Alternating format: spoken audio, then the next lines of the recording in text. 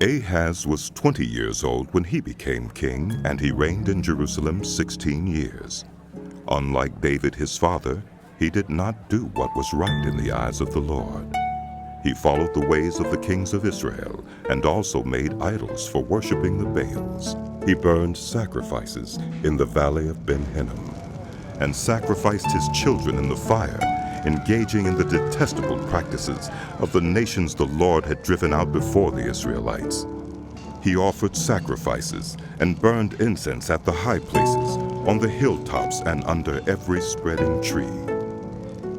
Therefore the Lord his God delivered him into the hands of the king of Aram. The Arameans defeated him and took many of his people as prisoners and brought them to Damascus.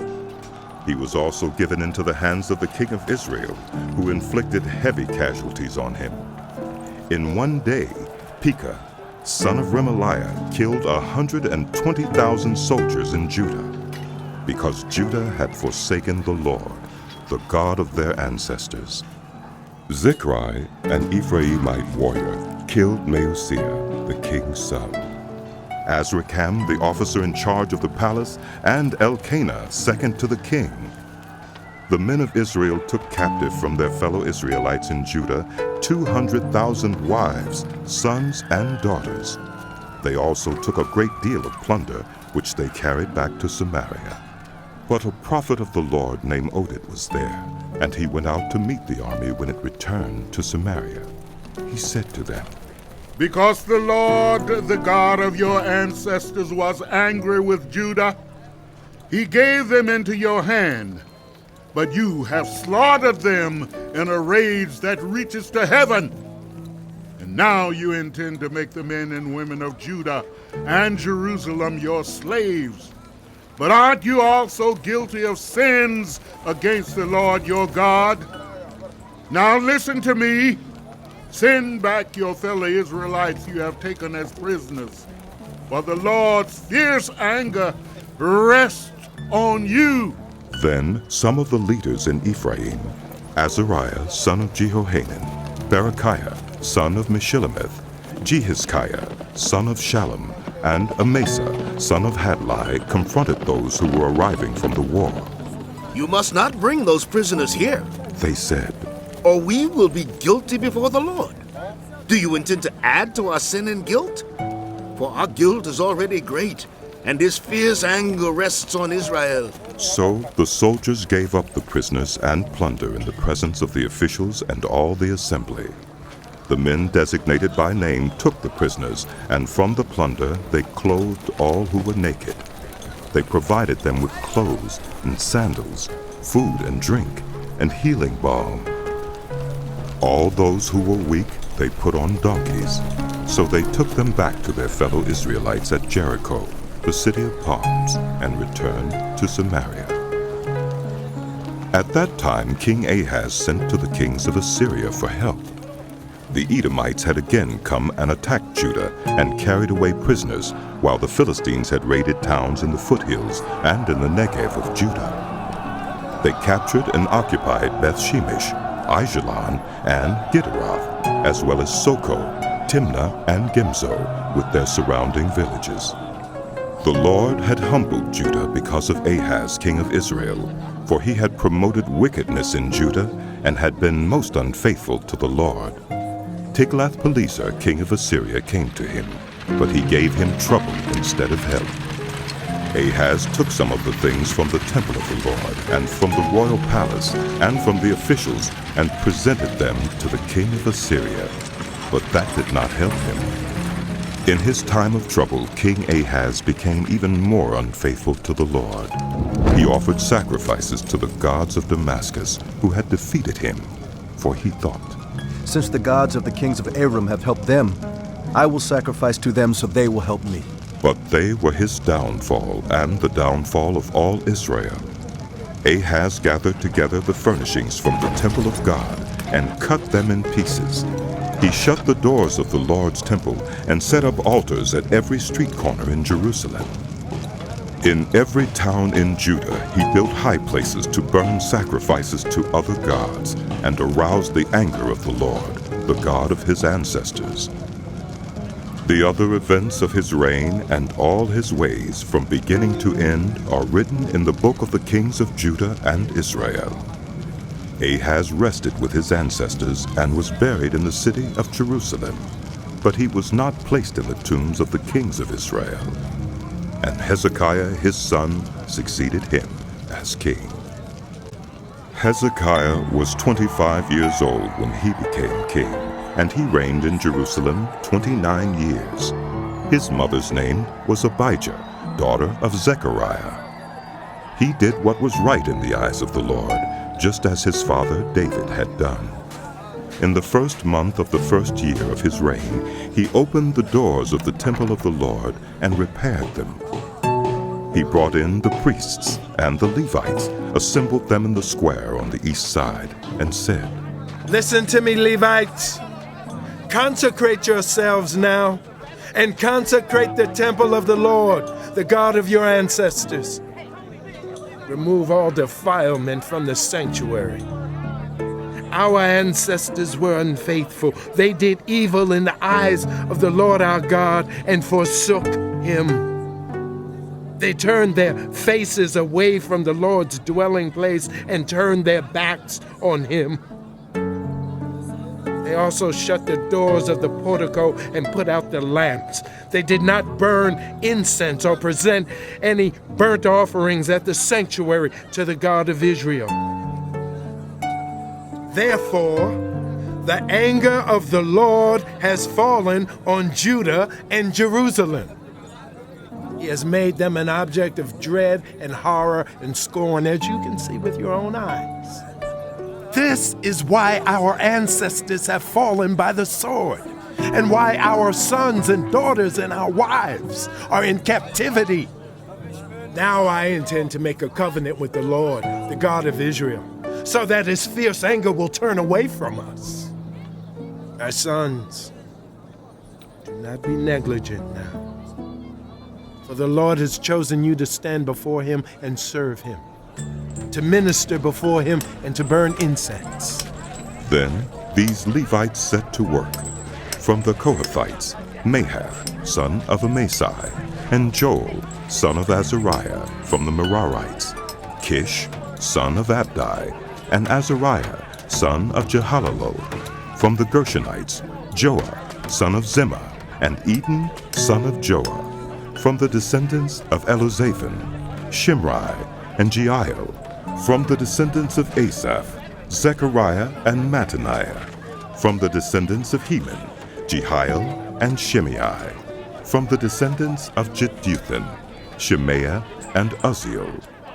When they had assembled their fellow Levites and consecrated themselves, they went in to purify the temple of the Lord as the king had ordered. Following the word of the Lord, the priests went into the sanctuary of the Lord to purify it. They brought out to the courtyard of the Lord's temple everything unclean that they found in the temple of the Lord. The Levites took it and carried it out to the Kidron Valley. They began the consecration on the first day of the first month, and by the 8th day of the month they reached the portico of the Lord. For 8 more days they consecrated the temple of the Lord itself, finishing on the 16th day of the first month. Then they went in to King Hezekiah and reported, "We have purified the entire temple of the Lord, the altar of burnt offering with all its utensils, and the table for setting out the consecrated bread with all its articles. We have prepared and consecrated all the articles that King Ahaz removed in his unfaithfulness while he was king. They are now in front of the Lord's altar." Early the next morning, King Hezekiah gathered the city officials together and went up to the temple of the Lord. They brought 7 bulls, 7 rams, 7 male lambs, and 7 male goats as a sin offering for the kingdom, for the sanctuary, and for Judah. The king commanded the priests, the descendants of Aaron, to offer these on the altar of the Lord. So they slaughtered the bulls, and the priests took the blood and splashed it against the altar. Next, they slaughtered the rams and splashed their blood against the altar. Then They slaughtered the lambs and splashed their blood against the altar.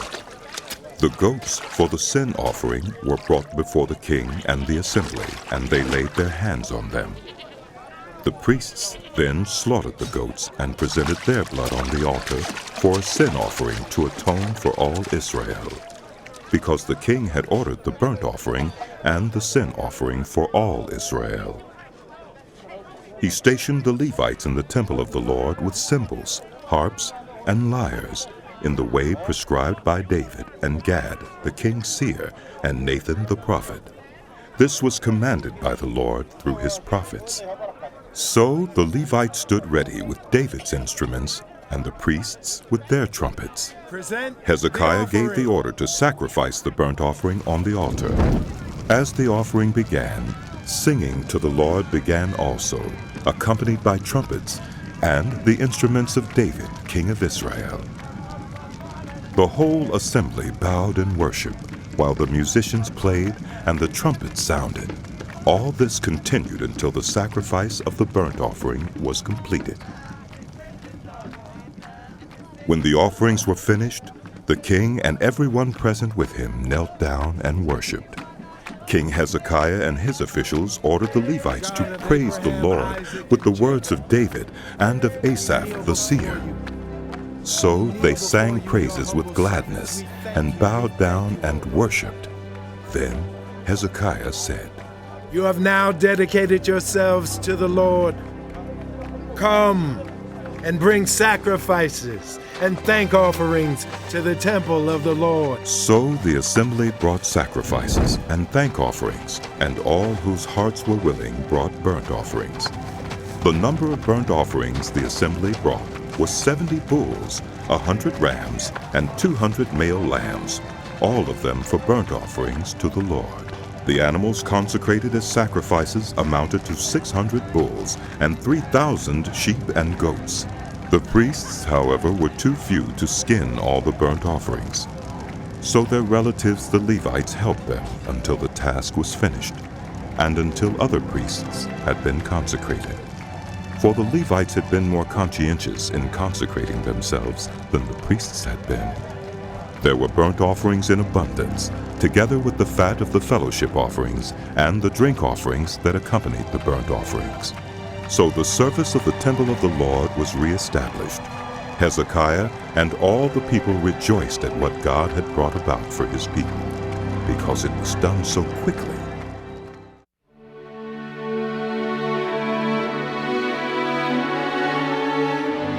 The book of 2 Chronicles continued.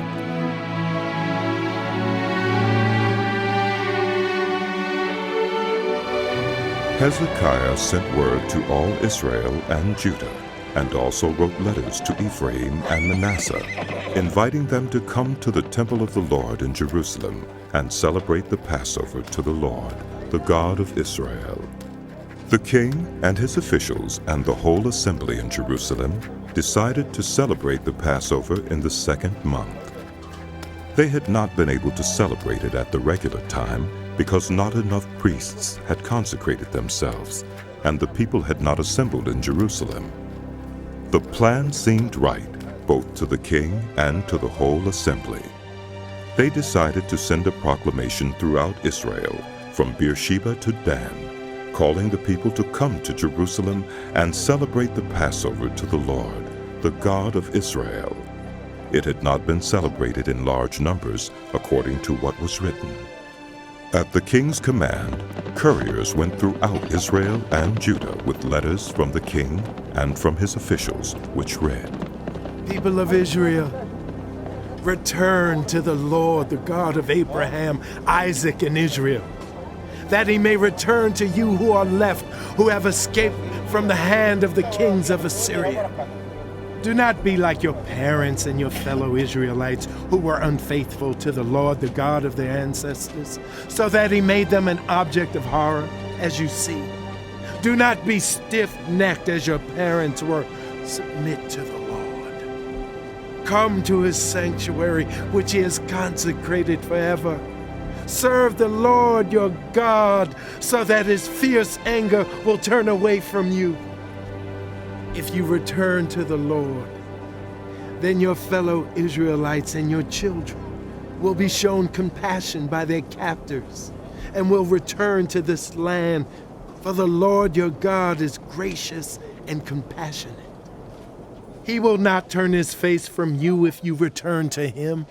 The couriers went from town to town in Ephraim and Manasseh, as far as Zebulun, but people scorned and ridiculed them.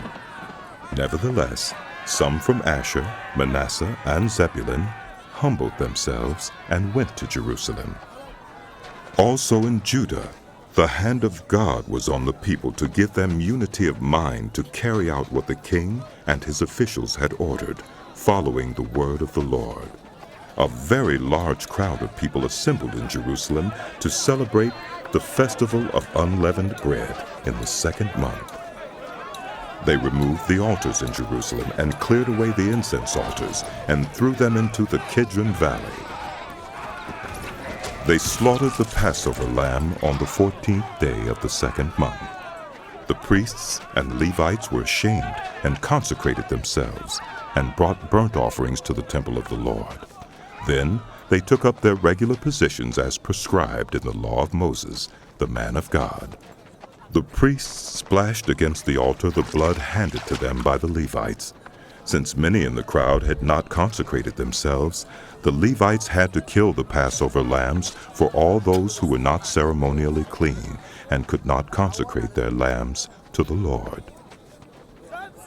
Although most of the many people who came from Ephraim, Manasseh, Issachar, and Zebulun had not purified themselves, yet they ate the Passover, contrary to what was written. But Hezekiah prayed for them, saying, May the Lord, who is good, pardon everyone who sets their heart on seeking God, the Lord, the God of their ancestors, even if they are not clean, according to the rules of the sanctuary. And the Lord heard Hezekiah and healed the people.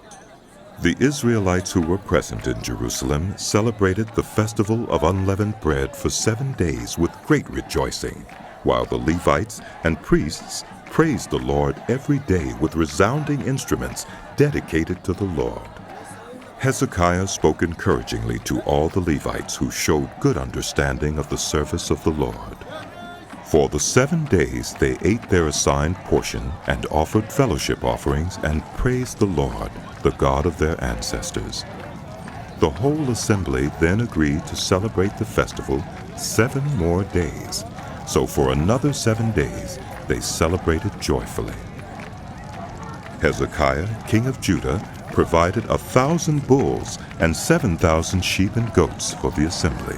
And the officials provided them with 1,000 bulls and 10,000 sheep and goats. A great number of priests consecrated themselves. The entire assembly of Judah rejoiced, along with the priests and Levites and all who had assembled from Israel, including the foreigners who had come from Israel and also those who resided in Judah. There was great joy in Jerusalem, for since the days of Solomon, son of David, king of Israel, there had been nothing like this in Jerusalem. The priests and the Levites stood to bless the people, and God heard them, for their prayer reached heaven, his holy dwelling place.